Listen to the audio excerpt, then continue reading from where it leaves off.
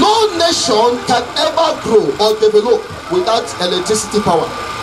Money has become the order of the day in this country. That is why we cannot choose a better leader. Even when you are choosing, your umuna will say, when you are there, pack your own money because this is your own turn. And if you say you want to be good, if you say you want to lead well and come out doing well, they will laugh at you and say you have become governor for 4 years and you could not achieve anything. Brothers and sisters, I want us to understand that a good name is better than silver and gold. Nigerians, wake up. Look at somebody like Trump. Trump is not interested in your money. What he's interested about is to bring back the America that used to be. Please, Nigerians, I want us as citizens not to vote somebody because he gave you a bag of rice when you know that he's a criminal. Or somebody will give you money, go and kill this man because what he says is true. You are a fool. Why can't he use his own children to go and kill? Why can't he employ his daughters in the university to go and kill? And they are now using you become a dog, and you wear suit black and black, and you are moving around, you think that you have arrived. You are killing your generation yourself. I want us to wake up. We are all Nigerians. This country belongs to us, and the destiny of this country lies in our hand. And whatever we want this country to be will be determined by what we do today. Because whatever you do today will determine your future tomorrow. Please, Nigerians, I want us to go home. Let us talk to our family members. If it is possible, let us go house to house, door to door, telling people that things have changed.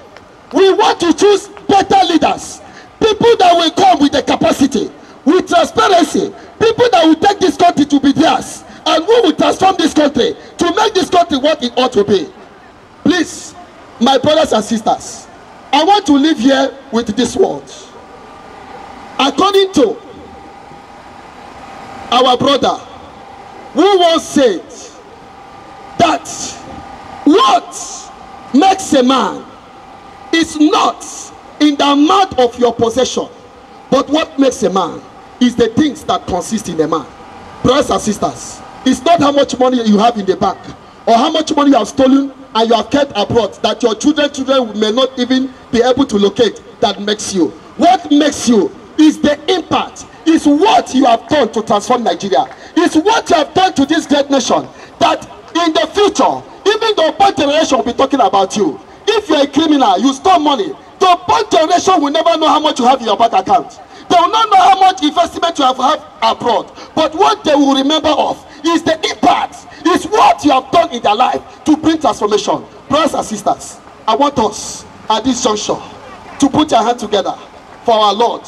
In everything we are doing, I want us to understand that we need to pray concerning this movement. I want you to go home, pray concerning Nigeria, pray concerning this movement. Say, oh Lord, we don't want bad leaders again. Let this movement bring a change, a total change, so that things will work for good. God bless you.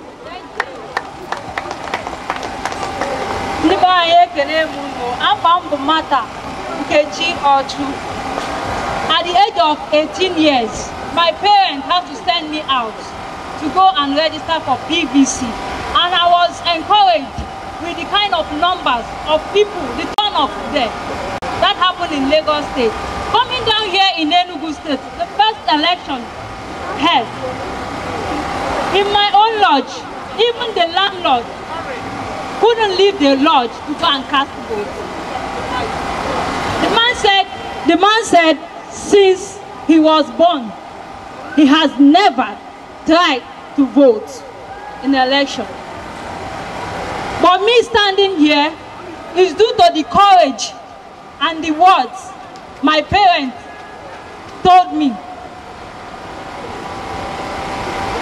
From 18 years, you have every right to cast your vote. Your vote matters a lot. Nigeria can be USA. USA can never be Nigeria. But Nigeria can be better than USA. God bless Nigeria. One love, everybody. The organizers of this movement So I want to thank you for the vision. And I want to say that I strongly share in your vision and in the movement itself. I am Honorable Okenta Victor.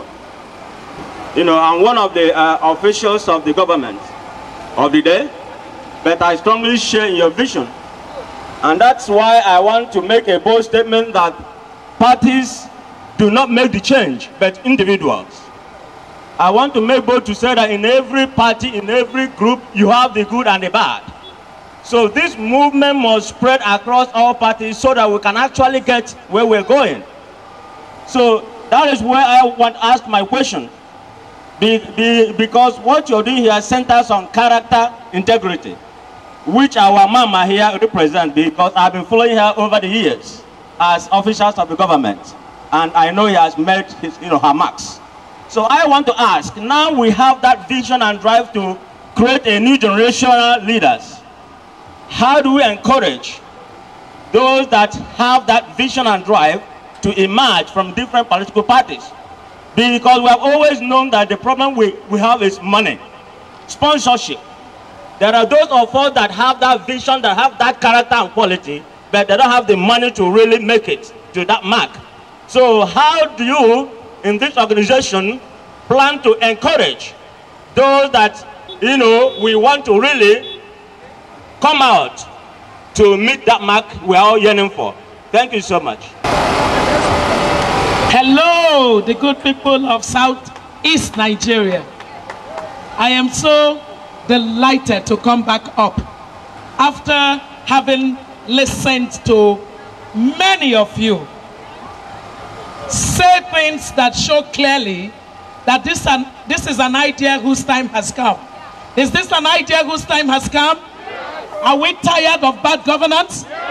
Are we tired of bad governance? Are we tired of leadership failures? Are we tired of bad politics? Are we tired of bad governance? Are we tired of governance failure? Are we tired of poverty? Are we tired of corruption?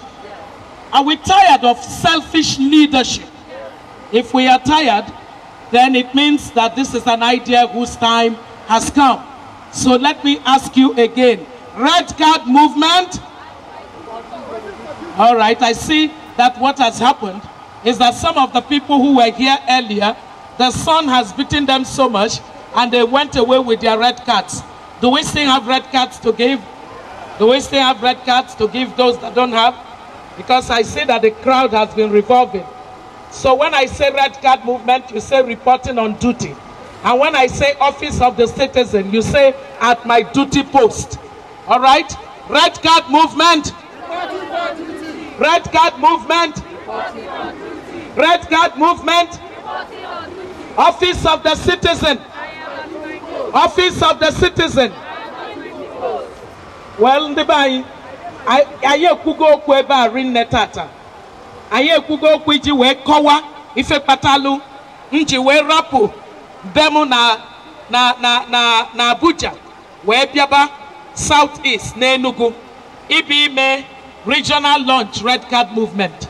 Aye agwago no na red card movement bo movement citizens in Nigeria na asino na yaman rapu zi ochichi obodo anyi to politicians kafane determine. Obuna politicians are no call you they decide no onye amari ife onye nzuzu onye nwere agwa gabu onye geje House of Assembly na Enugu State mo Anambra mo Ebonyi mo Imo mo Abia onye anwa abula onye aga ejeje tonyela aka ojebe House of Assembly uno ncha anodu na-eche na onye nwere agwa na onye nwere amamife ga-emele uno ofuma onwere anata kafa ga-esi wee me ofuma for mego ofuma mbu ndị enwere isi na mmadụ omego afụma mbụ so kedu ife ga-echenji onye nwere isi na mmadụ ka o bido mebe ọfụma anyị wee na-asị na o tego aka ife a ji wee na-eme na anyị nwa bụ citizens na anyị nwa na-enye ndị mmadụ vote ga-eme ka fa wee bụrụ ndị na-achị anyị ọ bụ na anyị nyere ọfa vote ka ọma mbụ ndị ga-achị anyị anyị wee sị anyị ama nchezi ka ọ bụrụ na politicians ga-decide nye anyị ndị nkeleka mmadụ tinye fa na politics fa na party fa anyị nwe ejeje na-atụnyelu ndị nkịlịka mmadụ fa bido chiba onye nkịlịka mmadụ chia gị ọrụ nkịlịka result ka ọ ga-enye gị unu ga-asa n'ọnụ onye nkịlịka mmadụ chia unu ọ manye unu nkịlịka result unu achọrọ nkịlịka result ọ bụgodu na unu chọrọ mụ nwa achọrọ ọ bụgodu na unu chọrọ achọrọ fụ ụmụ unu maka na ọkwụ unu fụ ife anyị na-ekwu onwe ọkwa nke gbasa mụ na enwere m ike countries na advice outside of Nigeria na Africa ọ president obodo ka na advice gasị o nwere ife need n'ife gbasata Nigeria mana ife na-eme ife a bụ na nnesi anya wee fụ na ụmụaka ndị ogbenye na-amụzi kịta onwe ozi onye n'ime fa ọ bụ na Nigeria ga-enyefa ụdị nkwado fa ga-eji wee gagide wee luo ka nsi wee luo na ndụ m maka gịnị ka ọ ga-eji wee dị etu afọ anyị need ichenji ụdị nkịlịka leadership kpatalụ anyị ji wee bụrụ obodo a na-asụ ọnụ ka anyị esi wee na-asọ obodo dị etu a obodo nwee ụdị potentials anyị nwee maka na anyị na-ekweta ka ndị nkịlịka mmadụ na-achị anyị unu ọkacha ka ndị nkịlịka mmadụ na-achị unu ọchọlụ unu adị ekwusi n'ikenu omine na unu kachọ well ka m gwakwa unu ọkwa ifo ka ife si wee dị ọ bụ na ndị nkịlịka mmadụ banyekwa ọzọ chiba unu na-asị anyị na manage ịma ịtụ ọ dị ka awọ etinyelu n'ime mmiri dị ọkụ mmiri anwa a na-etinye ya apụta atanyelu ya mmiri ọ na-atọ ya ụtọ chikwali na ọ nọ na condition dị mma before you knew it awọ nwụọ obodo anyị n'ịdị ịpụta from aka ndị nkịlịka mmadụ ju na APC na PDP ma APC o ma PDP o nwere politicians ị ga-afụ ga-abụ ndị na-asị nọọ ife gbasatalụ ndị ogbenye ndị ife dịlụ njọ ka fa na-eje ọchịchị fọ nọ na a na-eje ọchịchị ka eje bukọrọ ego ndị chukwu akpọrọ ndị ori emego onwe fa ndị ori maka na asịfafa ji echi ya onye jụrụ ajụjụ si na kedu ife na-eme kedu ife kpatalụ ndị dịka fa ọ bụ ezigbo mmadụ mgbe na-enye fa pawa fa ghọọ ajọ mmadụ ife na-akpata ya bụ na ọkwa ịfụ na demokrasi niile na-alụ ọfụma n'obodo ndị ọzọ ọma mbụ ivotu chasịalụ onye ọbụla ọ bụgodu na Jizọs Kraịst ka ivotu si alụ na demokrasi si na ị ga-amụ ya anya na-efolo ife onye anwa na-eme na-demand for accountability unu ga-eme sure that na ọ bụrụ onye votu sialụ onye anwụ na sị na evotulu angel ka ije naba ụla o nwere angel ọbụla ekwesịrị ịrapụ aka ọ na-eme ka o si wee gọ ya ife ọbụla dị na ọchịchị obodo ndị obodo kwesịrị iwere ọnụ fa wee na-demand na-asị ọ bụ na imere ife a imedọrọ ya ọfụma unu kwesịrị ịdị na-ekwu okwu unu ri n'ebe a ụmụ ụfọdụ nọ ebe a sef ga na-asị kedu ife nwaanyị na-enyela onwe ya nsogbu etu a ọ gịnị gbasata ya n'ife niile nwaanyị o ji enye onwe ya nsogbu ụfọdụ wee ikeli nọdụ ebe awa na-eche na ike ife nji wee na-eme ife a bụ na o wee ife m ga-elite ka m gwakwa unu eziokwu ọnwakwa ife m na-elite mụ nwa ama mmekata wee nọdụ n'obodo wee na-achị obodo ọ na-adawanye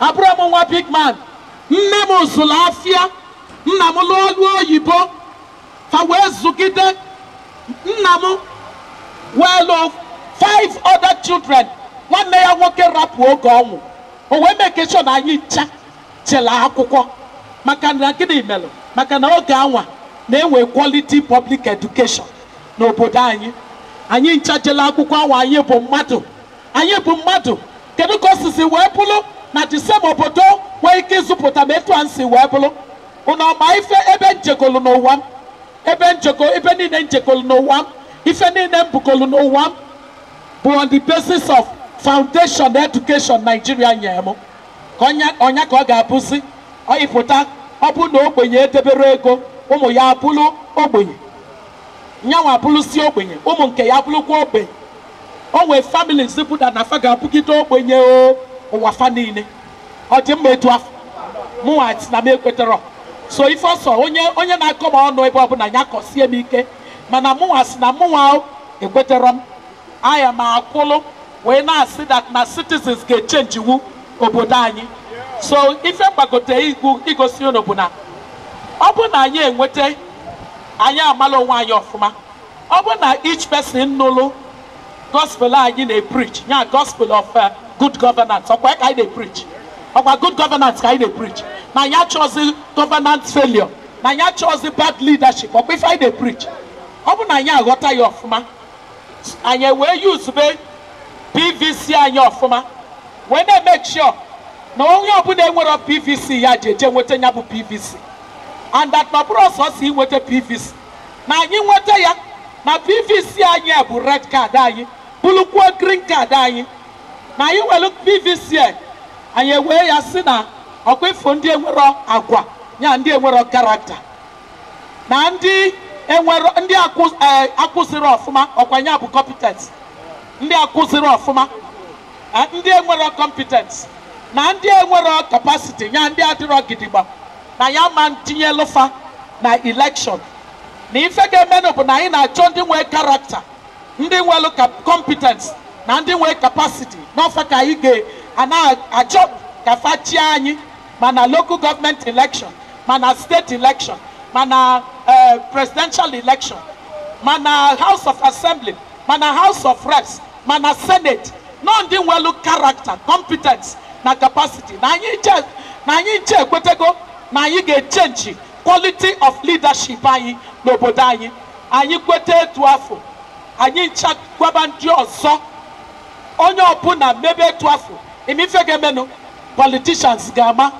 na anyị ada alarụzi ụla na fama ngọgbuzie anyị na nke famili ezugo na afe ewego ka onye nwanụ ga-ama ọrịfa na-ekwu and ozugo enough is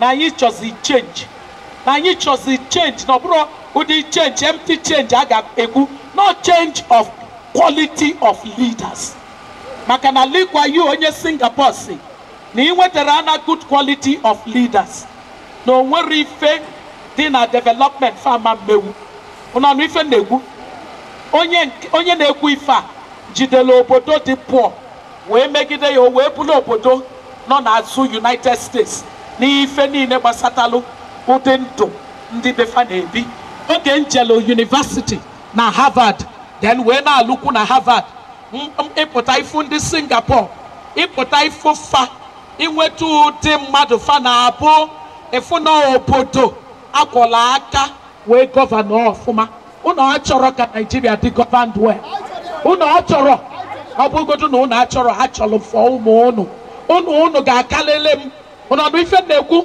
ụmụ unu ncha ga-akalele m maka fa nwee ike ime ya fa ga-echegwu akwụkwọ bụrụ ndị nwere isi ọgụgụ isi anyị nwee good governance na good governance o nwere onye ga-asị ebe ka nna gị isi ebe onye ebe ka ịbụ na ọgụgụ isi ahụ ịnwalụ ya ga-ebulu gị na-eje ebe ị kwesịrị ije ụnọdụ ife na-ekwu so that Nigeria bụ Nigeria anyị na-asị the new Nigeria of our dream anyị nwee ike ịghọta ife a malụ na anyị ga-echenji wu leadership with our PVCs ma ife ga-emenụ anyị ga-bring in the quality of leaders mana local government mana state mana federal anyị ga-eweta the kind of people ga-ama the kind of sound policies the kind of institutions and the kinds of investment that are not taken over by corruption ọ ga-abụ fa mee obodo anyị na-aga n'iru ịmakwala na obodo anyị gaa n'iru ịma na nne anyị my young daughter na-ele tomato ọ ga na-ele tomato in a digital way ọkwa ime ife bụ ile tomato in a digital way ọma mbụ ụdị afịa ka ọ ya anọ na ọma mbụ ụdị ebe a ka ọ ga-anọ na ụdị afịa ọ ga na-ele o nwezi ike tomato ya abụ home delivery maka na a ga-enye ya all the tools ọ ga-eji wee na-eme nyabụ ife all our young men na-agba afịa na-eme ụfọdụ ife adịrọ mma fanekata onwe fafasị nwanyị ga-eji na-eme ụdị ife a the conditions adịgo okay for me ime ife nwere isi ife nwere ọgụgụ isi ife adịrọ ife abụrụ ife wayo fe wee cheghalịa lụbọọlụ nwere isi ọkwa na ife anyị na-eme ife a ọkwa na change ụdị ife anyị na-achọ ka o mee n'obodo anyị o mego n'obodo ndị ọzọ o mego n'obodo ndị ọzọ so nwere onye ga-asị m na ife a ga-afịa arụ ọ ya afịa arụ eziokwu mana anyị ga-eme ya ọkwa anyị ga-eme ya one ka ndị apọstụl Jizọs dị one ka fa dị Bible wee record na fa na fa overturn the then known world ọrụ eziokwu ofu onye n'ime unu nọ ebe anụgolifai pụtata ibulu okwu wee chebe n'iru ndị be anyị aghọta na leadership bụ everything ọ bụ na anyị enwe the right leaders unu ọma Nigeria anyị ga-enweta competitive Nigeria anyị ga-enweta competitive Nigeria. A competitive Nigeria will reward hard work, smart work, effort, and good behavior. A competitive Nigeria will punish bad behavior. A competitive Nigeria will punish indolence. Nigeria nke anyị wee kịta bụ mmadụ wee ke dị indolent ọ bụ nya na-enjoy karịa ọrụ eziokwu mana onye na-agba mbọ karịa asị na ọ na-alụ ka elephant ka ezi enyi na ọ na-alụ ka enyi mana ọ na-eli ka ant oge ka a na-akpọ ant bụ arụrụ ịlụgide ọlụ ka enyi ilie nri ka arụrụ ọ dị mmetụ afọ anya chọrọzi ya so a new Nigeria ga-abụ a competitive Nigeria ọ ga-enye onye ọbụla ohere etu ahụ isi wee ka inwe ịgba mbọ ị ga-enweta reward mbọ gị ị chọọ ịdị na-enweta reward mbọ gị ịgbalụ then all the kind of Nigeria ebe leaders nwere isi na-achị ka ị ga-afụ ụdị ife anwa a new Nigeria ga-abụ a Nigeria kweta na productivity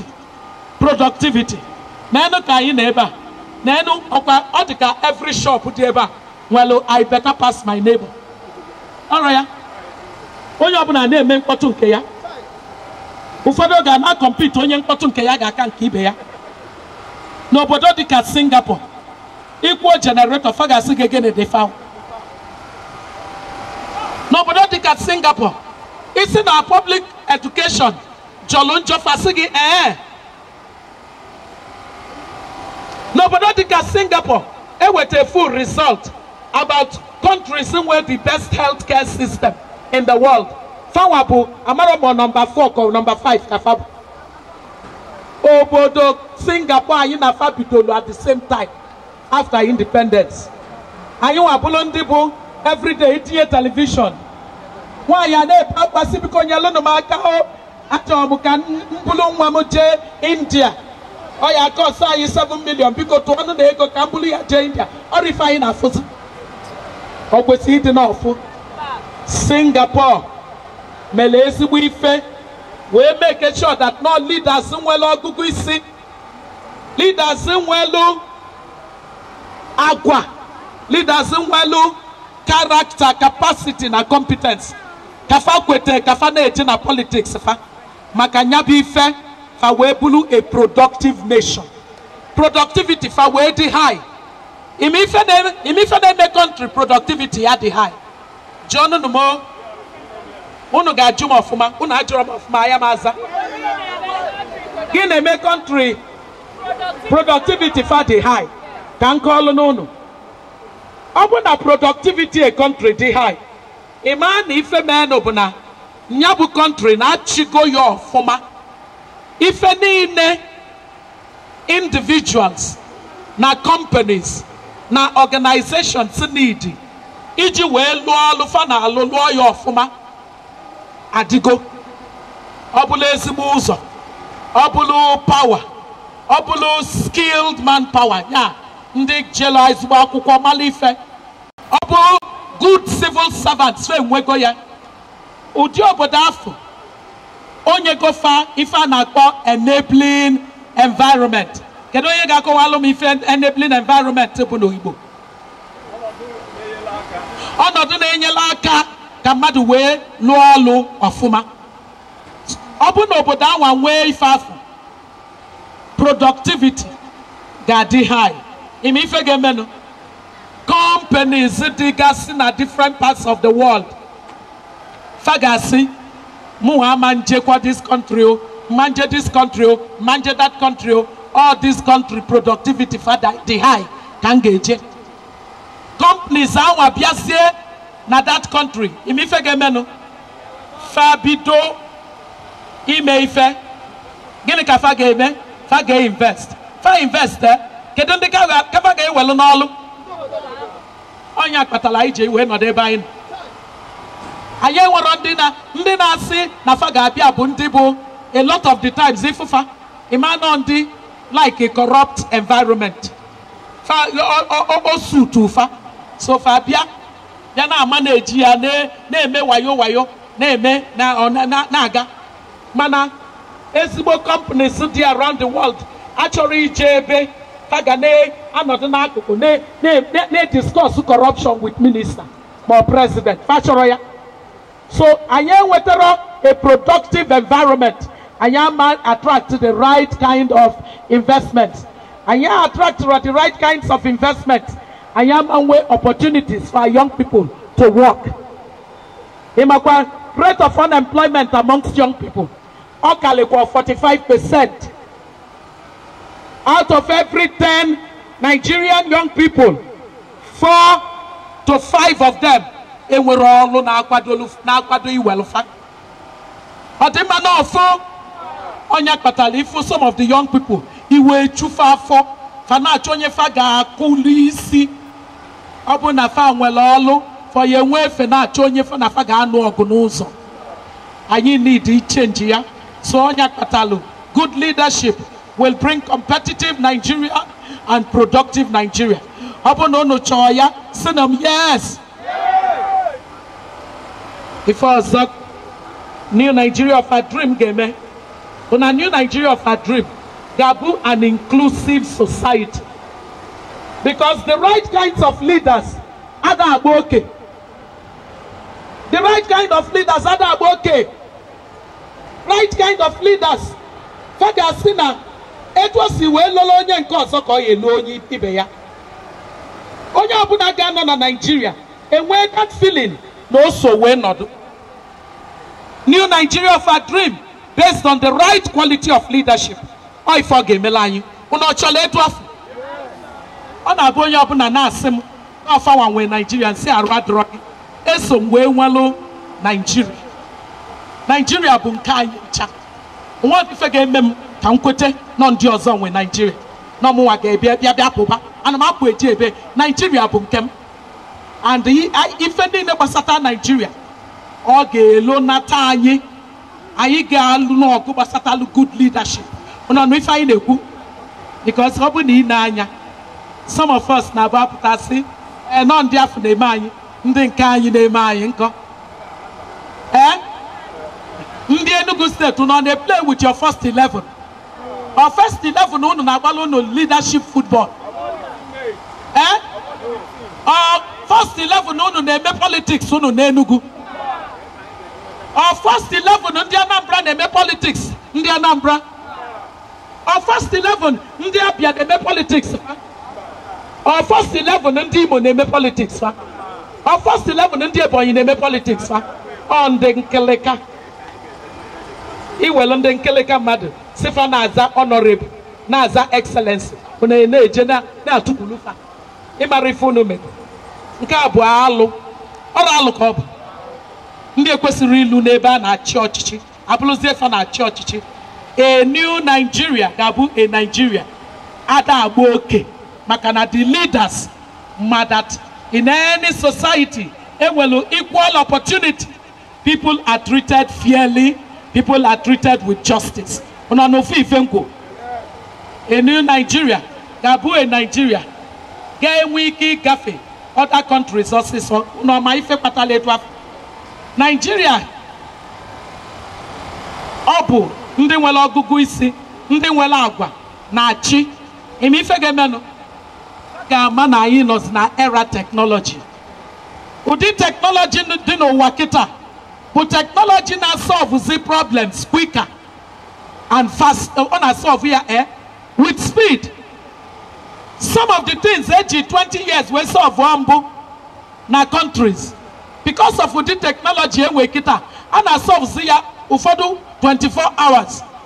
Una what if a new Nigeria, a good leadership, a good governance, fage utilize the technology well. Some of these things are in HA. Hey, get a number, make it differ. A way solver can good as yoku. All you need is good leadership. Technology galula nyolo. Agwa mono na China. Makwana China at the time of the 80s. Na you go China, akunuba China way. Eluradu 100 billion. Olura 100 billion. Imife akunuba China way kitabu. On na 4 point something trillion. Amamifa na 4 trillion na no nubai. Iwe trillion. I want to come. I'm 4 billion mana trillion. Imakifa bu trillion. Iya go kata 1 million billion. Nya bu trillion. Okay? Yes, 1 trillion. Manafa we 4 trillion. Akunuba. Obodopo na anye kafa mambo. Maka gini bad leadership. Nya debela yeba ino. Uno cholu a new Nigeria of our dream. Ayi ga gafe ma China, ma Singapore, ma Malaysia, ma India. Uno cholu ya? Ordinaka anyi. Ordinaka anyi. Akwi for this PVC. Onya bu red card anyi. Bolo green card anyi. With this PVC. Ipota. Ofo geri ama na community uno. Asina onya ka etinye na party. Ka opulu onye ga-eje no una akpọkọ onwe unu si ofo ogeri ga-eje ka iwe ka nọdụ ebe anyị nọ mbụ unu ga-asị mba unu asị no red card. Let me hear you once again. Red card movement. Red card movement. Office of the citizen. Office of the citizen. Onye kama angole na yi bia wulu. Amaromo nene mono no golifa yi kwotata. Amam no fodo ne mono no na azu afio mana nege kwante 120 ife obuno no gete achom kono malo na ife anyi na eme ife one of the things my father ji we raise anyi we ife na akpo sacrifice. I can see you ana akpo ya sacrifice ife anyi na eme ba tata ife obubu sacrifice kan nam ji we zum oge nje na government akwa ife unu na-eme kita anasị na onye ọbụla je na government bụ onye ori ndị ọzọ zakwa afa nnafa m wee ji ọkpọtọ government iji zuo ori nna m ejiri ego ori wee zụ m mụwa wee sị na mama nji ego ori wee zụọ ụmụ m eziokwu m kọbọ gọọmenti okwu na-ekwu ana m ekwusi ya ike kwuo ya with confidence maka na ama m na ife na-ekwu ama m na stand on the right values when they kunyaboku okwa sacrifice butela anyị ebe a anyị ejego north east che north central che north west anyị ejego south wee bịa south east anyị agwago unu ofosili n'aka unu anyị nwee state champion of red card movement n'obodo state champion anyị ga-ejegide wee lụọ local government champions wee lụọ world champions wee lụọ polling unit champions. Onye nke jụrụ ajụjụ si ọ bụ na anyị vote sie faje deghalịa ya ngwa gị eziokwu not this time around anyị ejego jebe meeting with ndị INEC o nwee law dị na INEC na citizens vote na polling booth na o nwee form fa ga-efil iji wee gosi vote account na that form citizens ga-efil bụkwa control form a ga-eji wee check ya ife government ga-declare na nya vote na each polling unit. Una watafu ife nkwu emebere ya mbụ mana anyị emego a ga-eme ya so una eme ka na ashe na vote una anwa nwisi oye nwisi biko sinum na vote m ga-enwe isi I may vote lele sina I may vote lele I may ji with a PVC mo I am a chupo ndị nkele Kpakpando. Red card to APC and PDP. Red card to bad governance. Red card to leadership failure. Red card to bad politicians. God bless you. Ndi Enugu, ndi Southeast. Umunnem no umunam. Chukwu no yellow no. Chukwu no yellow mono. ụmụ unu niile ga-akalele m n'afa Jizọs. Oh my God.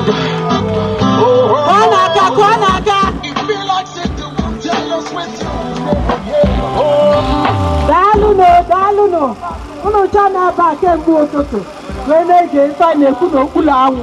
O gosiri na unu chọọ ka ife gbanwee na diskọs. Daalụnụ sọ.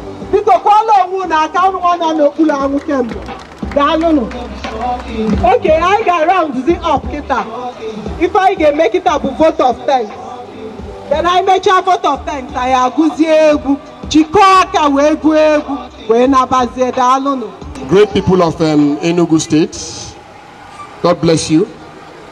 My job is to say thank you to some people that have made this happen. This happened, meaning two phases, for this to be organized and for us to get to this point. I will tell you specifically. I will start with the people that are here. That made it possible to happen here. All right? Let me start with Kelvin. The gentleman there, God bless you. He's been leading the team here in Enugu State. I want to thank other people that have supported him here, especially on ground here. The team of Solid FM 100.9 were wonderful. They received us, made us feel at home. Wonderful radio station. May God bless every staff of that station. And you have here the lady that has been anchoring here. You know why she's wonderful? I tell you something you don't know about her. Two things. One, she's my namesake. She's the namesake of my wife as well. Her name is Uzo, that's my middle name. But guess what? The job she's doing for Solid FM is on charity. She's not being paid, am I correct? She's not being paid. Service. And she's been here under the sun. You can see, you listen to her. With her, we are good to go. We have a team in her. God bless you, Uzo. For the other people that journeyed, I will start with the Lagos State champion, Berkeley. He's been traveling with us all the time. Wonderful guy. Dahiru, look at the gentleman there with the hair. Very cool, calculated, very calm. Ensure that things are done behind there. God bless you, Dahiru. And my wonderful colleagues and leader that came from outside Enugu. I will start from the inspiration. My inspiration, Dr. Obi Ezekwesili. You know what I call her my inspiration?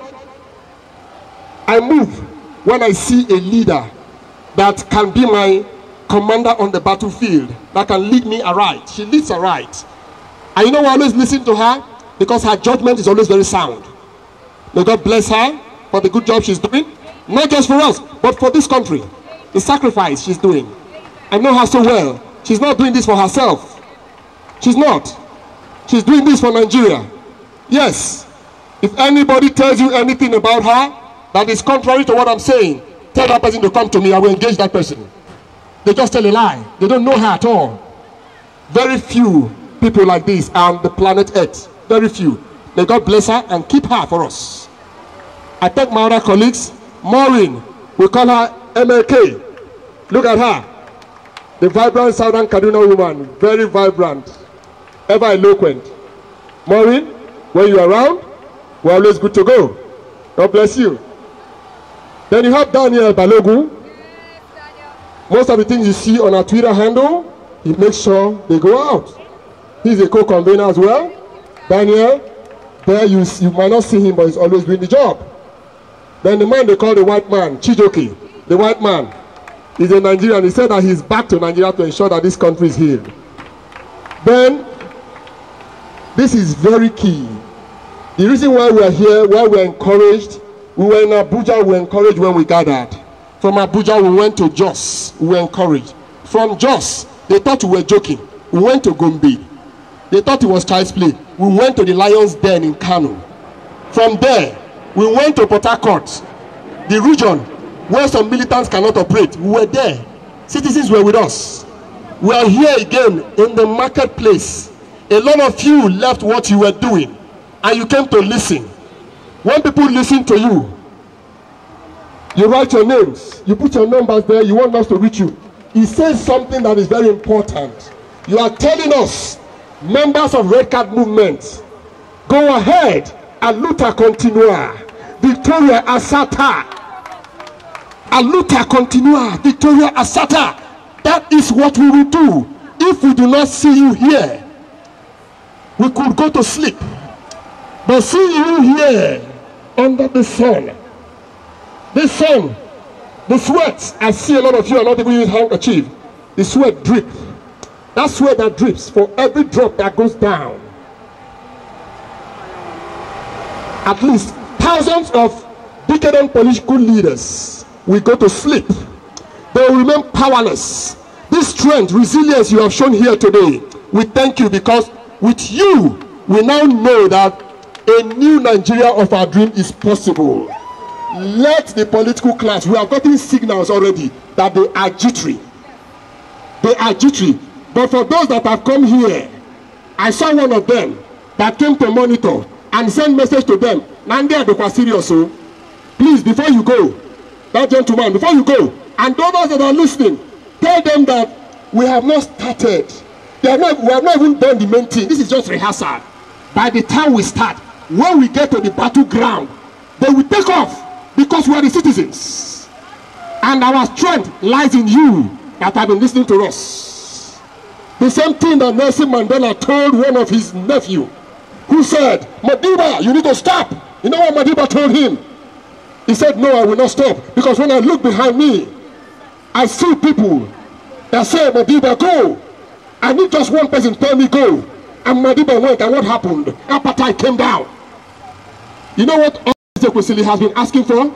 She needed just one man, one woman to say, Dr. Obisekwesili, go. But she has looked around. She saw an Uzo. She saw you.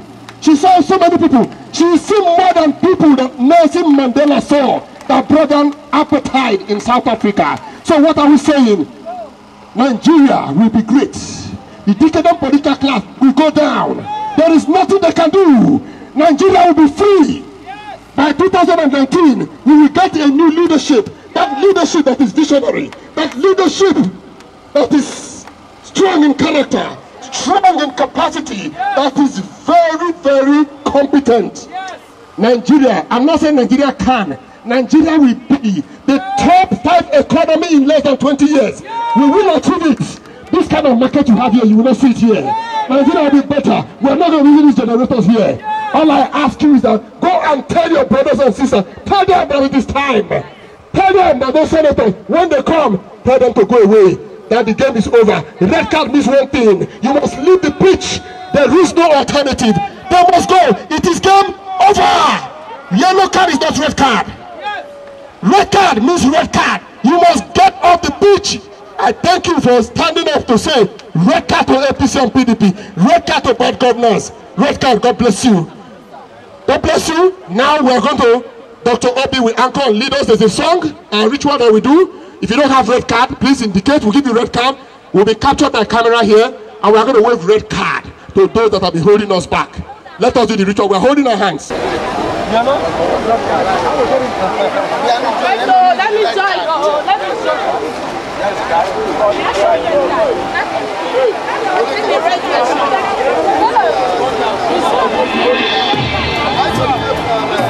Tell everyone to join us. Everybody should join.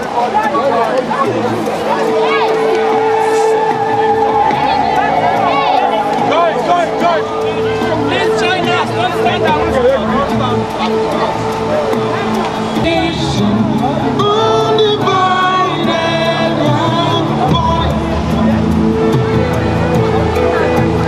We will take our step and build our land.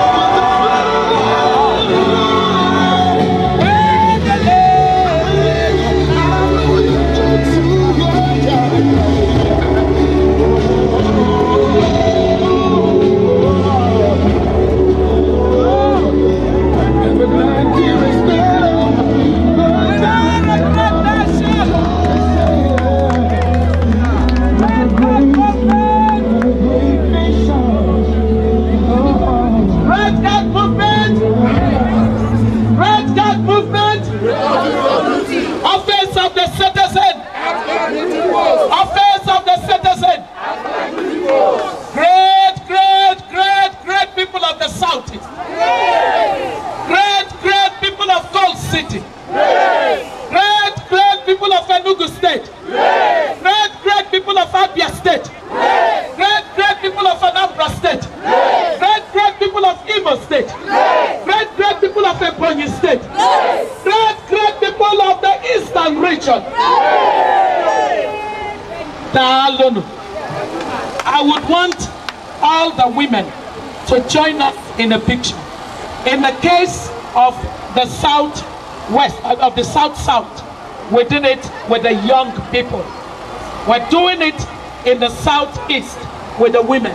So please let the women come and join me and the rest of us. A special picture because Women arise! Women arise! Women arise!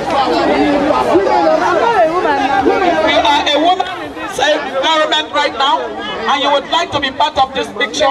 Let nothing keep you away. Just come and join us. Please give them the red cards that you have.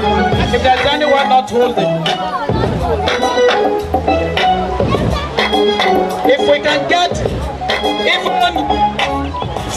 50% of the women determined to go and get their card and be ready to vote, we will vote credible leaders into leadership. So the women of the Southeast are standing on the behalf of the women of Nigeria and declaring red card to governance failure. Say red card. When I say red card,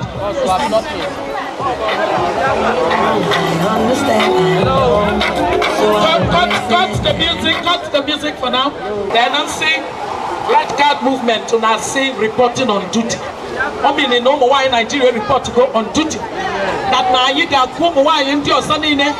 Now you can change the quality of leadership. Makanobu no that of my wife on a mechanic job.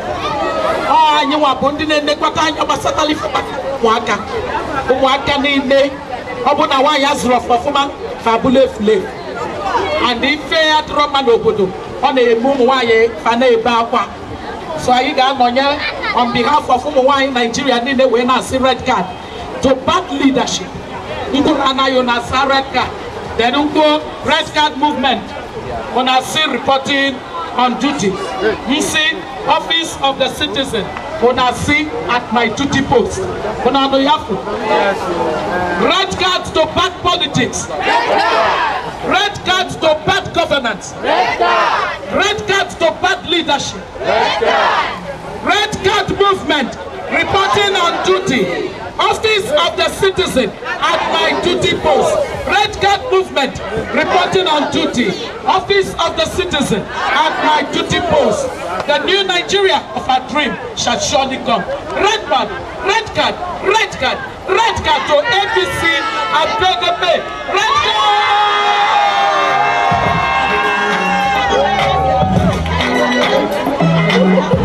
All right, take the picture.